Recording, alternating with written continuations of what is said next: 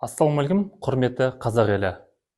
Біз бүгінгі видеода Қазақстан Республикасының президенттігіне үміткер екі азамат жайлы айтатын боламыз. Кезінде халық оларды Назарбаевтан кейін президент болады деп ойлады, бірақ оңбай қателесті. Дегенмен әлі күнге дейін бұл екі азаматтың Қазақстанның келесі президенті болуға мүмкіндіктері бар. Олар кімдер? Естеріңізде ме, 1999 жылы Ресей президенті Ельцин жаңа жылда халыққа жолдауда мен шаршадым, мен отставкаға кетемін деп билікті Путинге тапсырған еді. Сол секілді, Қазақстан президенті Назарбаев та 2019 жылы наурыз айында енді ел басқаруды тоқтатам, зейнеткерлікке шығамын деп айтты. Ол бар билігін Сенат төрағасы Қасым-Жомарт Тоқаевқа тапсырды. Сол кезде елбасы Назарбаев 78 жаста еді. Назарбаев билікте тура 30 жыл отырды.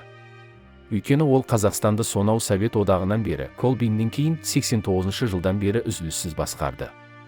Үзіліссіз дегеніміздің себебі, көршіміз Ресейде Путин 2008 жылы өз орнын Медведевке беріп, өзі 4 жыл демалған еді. Міне, Қазақстанға жаңа президент келгенде халық қатты таң қалды. Олар келесі президент Тоқаев емес, басқа адам болады деп ойлады. Президенттікке халық екі адамды басты үміткер деп есептеді. Біз сол екі адамды айтып өтеміз. Жалпы заң бойынша жасы 40-тан асқан, қазақ тілін еркін білетін, соңғы бірнеше жылда Қазақстанда жұмыс істеп жүрген адам президент бола алады. Осы талапқа ең бірінші кезекте Бауыржан Байбек дәл келді.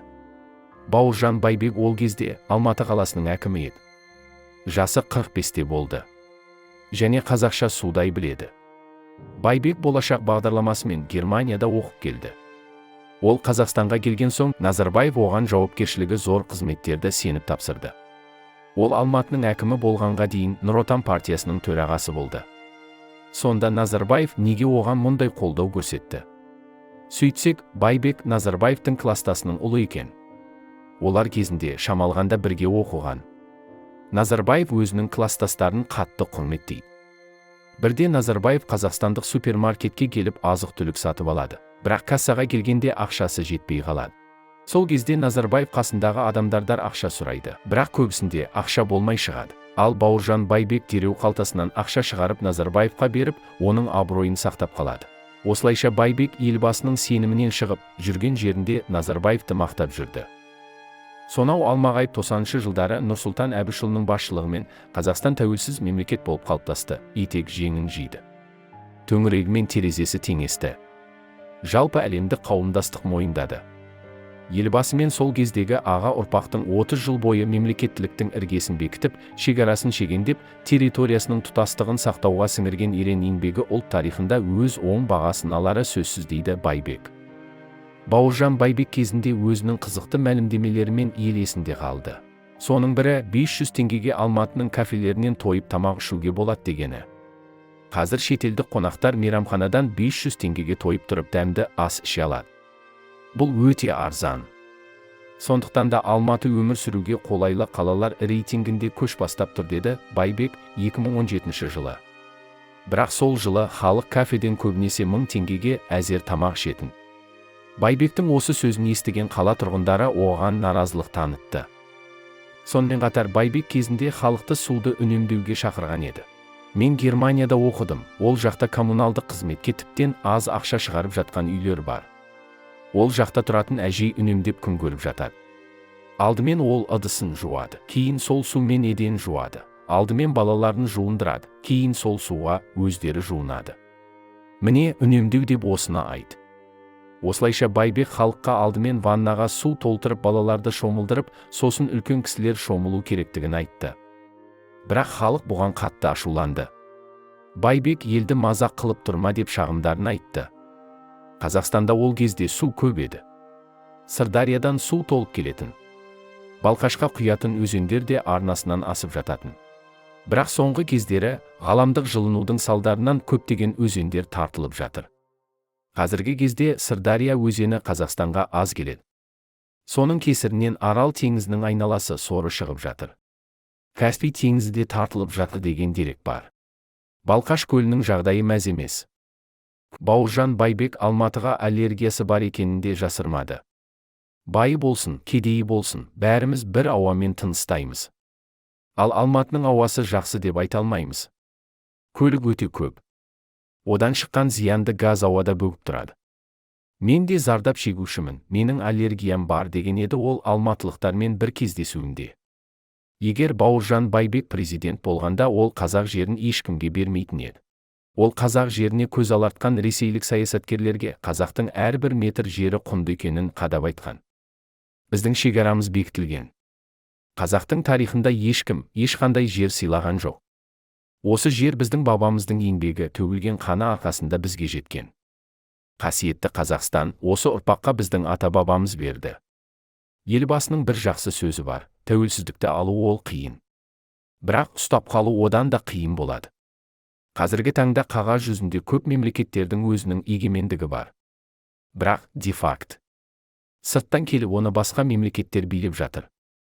Ондай мысалдар бізде көп қой дейді Бауыржан Байбек. Сонымен қатар Байбек туралы айтыскер ақындардың да көзқарасы түзу. Байбектің маған ұнаған бір сөзі болды.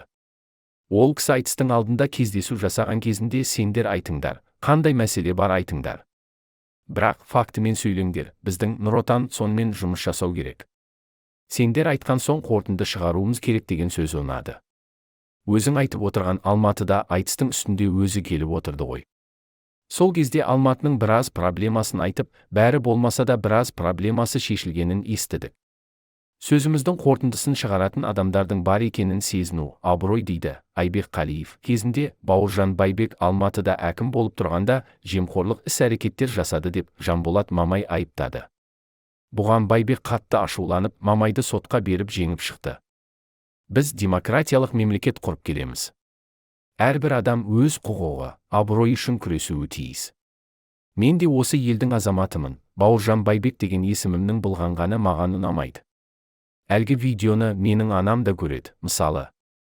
Мамай сияқты басқа да өтірікшілер мен жала жапқыштарға сабақ болсын, мен Мамайды сотқа беремін. Менің жасыратын түгім жоқ, адал, таза адамын деді Бауыржан Байбек. Жалпы қаңтар оқиғасынан соң Назарбаевқа жақын көптеген азаматтар креслоларын босатты. Соның бірі Байбек болды.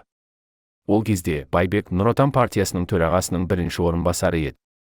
Қаңтар оқиғасынан соң президент Тоқаев партияның жұмысын сынға алды. Қиын сәтте партияның бүкіл орасан зор кадрлық және кадрлық әлеуеті, оның барлық ауқымды инфрақұрылымы толық пайдаланылмады деді Тоқаев. Ол партияның құрылымын қайта қарап, партия төрағасының бірінші орынбасары қызметін жойып тастады.